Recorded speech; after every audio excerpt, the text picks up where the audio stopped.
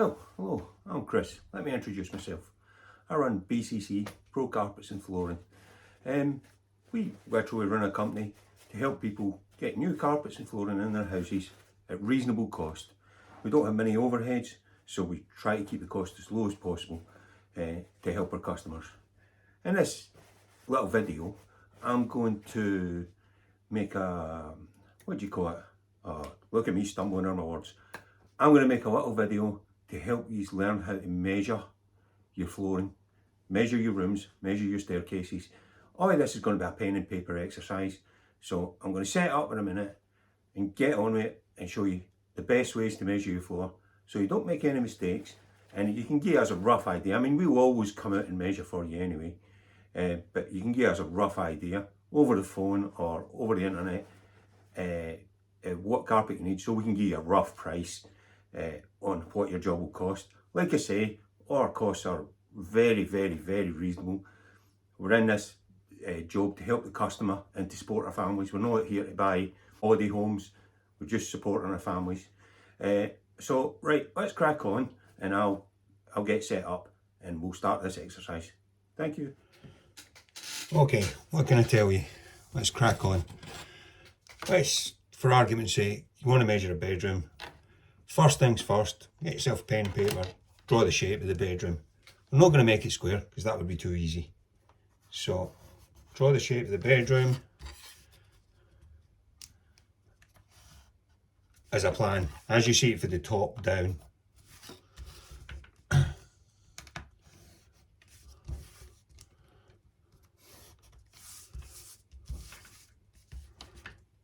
Righty-ho.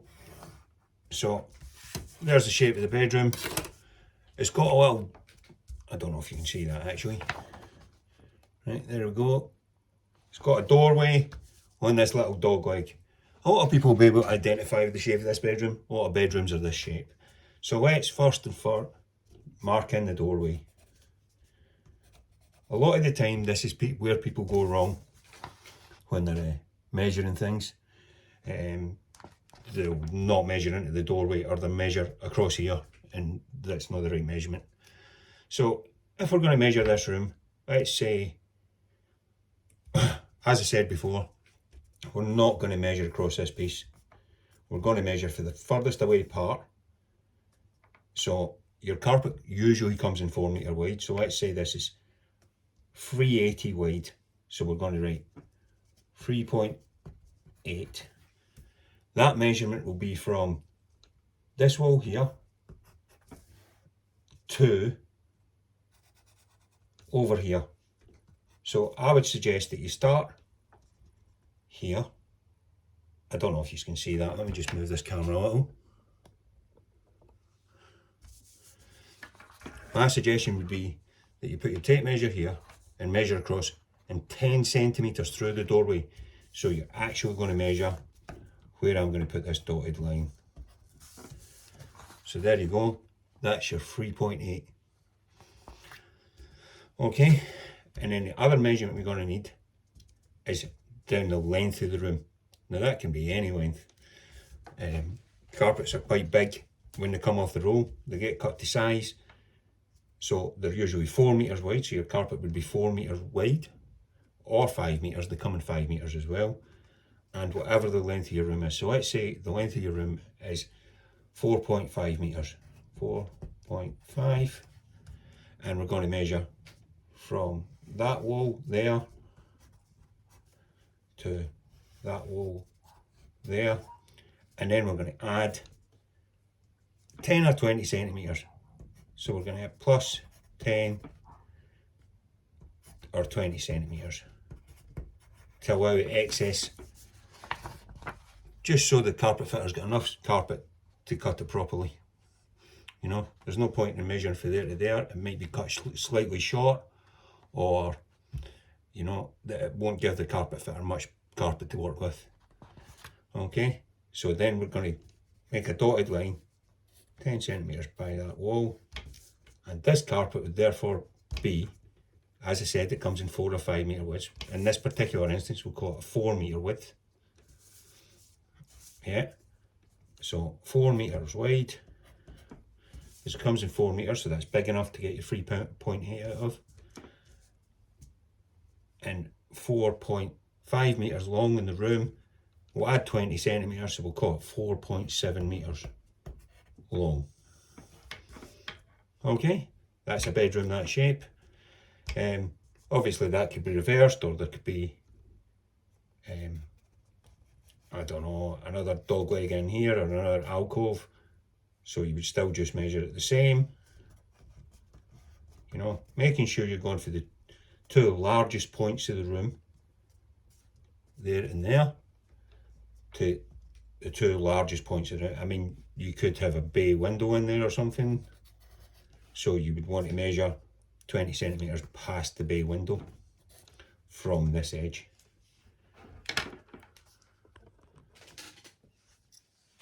Let's do another room.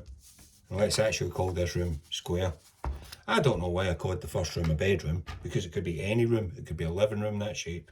Any room at all. We're just going to call them rooms from now on. We're not going to identify what rooms they are. That's just a waste of time. Okay, we're going to call this one square. But this time, we're going to do something a little bit different. Which is, let's say the entrance door to the room is down in this bottom corner. And then, in this case, we're going to have a double cupboard on the end, or wardrobe or cupboard, or whatever you want to call it, which actually protrudes into the room like this.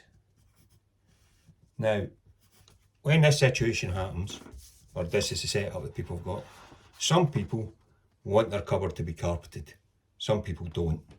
It just depends on whether they can be bothered to move the stuff most of the time, or whether they want to buy the extra carpet to get into the wardrobe or cupboard. Okay? Once again, in this particular instance, if they're not having the cupboard done, we measure from the back wall, here, to 10 centimetres past the door, once again. And this time we're going to call that 4.8. Yeah, that measurement from back wall to 10 centimetres past the doorway, as I explained before, is 4.8. I don't know what happened to my handwriting then. I'm trying to write sideways so that I can show the camera. And then, as I said, if they're not having the cupboard done, for whatever reason, we want to measure from this wall at the front to 20 centimetres past the door. Once again, always past the door. And because it's in the length, because we're going to call the 4.8 a 5 metre carpet, because it's in the length, we're going to add 20 centimetres. So we're going to call that, and we're going to call it a big room, so we're going to call that 7.8 metres to 20 centimetres past the cupboard door and to the front wall. That once again leaves us enough carpet for the carpet fitter to work with, and alleviates any problems with it being cut short or whatever. So for this particular one, because it's 4.8 wide, it's above 4 metres, we need a 5 metre wide carpet. By 7.8 to 20 centimetres past the door. 7.8. So that's 5 metre in the width. Okay, so in this particular instance, the customer may want their wardrobe carpeted. So now we're going to measure for this wall again to 20 centimetres past the back of the cupboard. Let's say, so up to here. Sorry, I'm moving the paper and I shouldn't be. Hope you can see that just fine. Now we're going to say that cupboard is 60. So we'll just add another 60 centimetres to this, which will give us 840. 8.4. Oh, that's easy for you to make out. So let's move on to the next one. So for this next one, you can see rooms come in all sorts of funny shapes and sizes. Some of them have got angles on and stuff. But basically they're squares. When you're working with carpet, you need to buy a square. You can't buy an angle. So in this particular instance, I've drawn a funny shaped room like that. It's got 2 dog legs. So first things first, draw out your plan once again, and then mark out your doors. So let's say the door's in the middle of the room in this one. Okay. So because this is kind of a funny shape, what we're going to do is we're going to put in a broken line and turn it into a square. So we'll put in a broken line from here to here,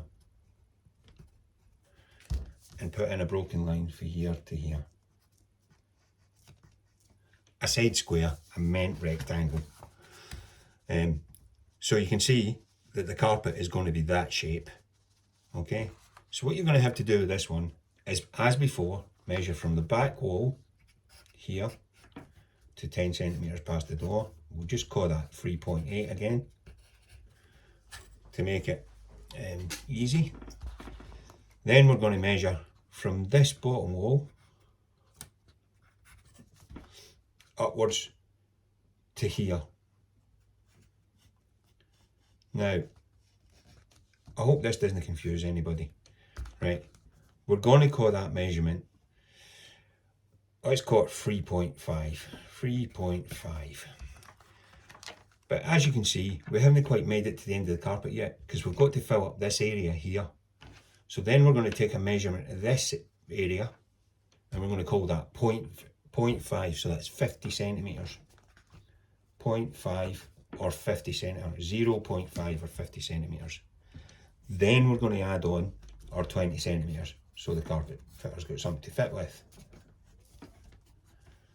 Yeah, so in this instance, we have to take our 3.5, our 0.5, and then we're adding 0.2 or 20 centimetres, so the carpet fitter's got something.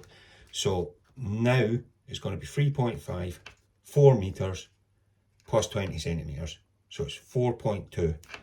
So in this instance, the carpet is going to be 4 metres by, I can't remember what I said now.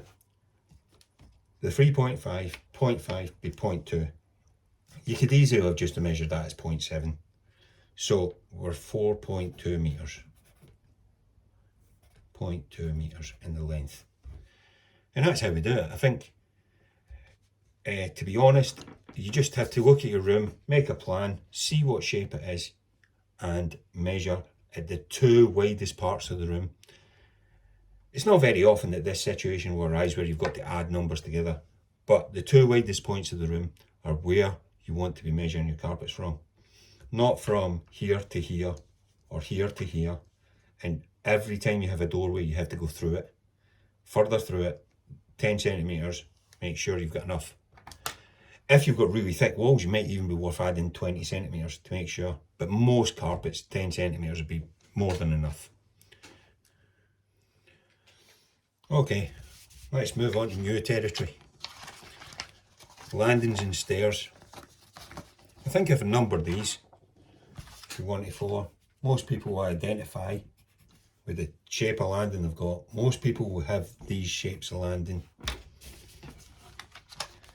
I don't know if you can see that properly, hopefully.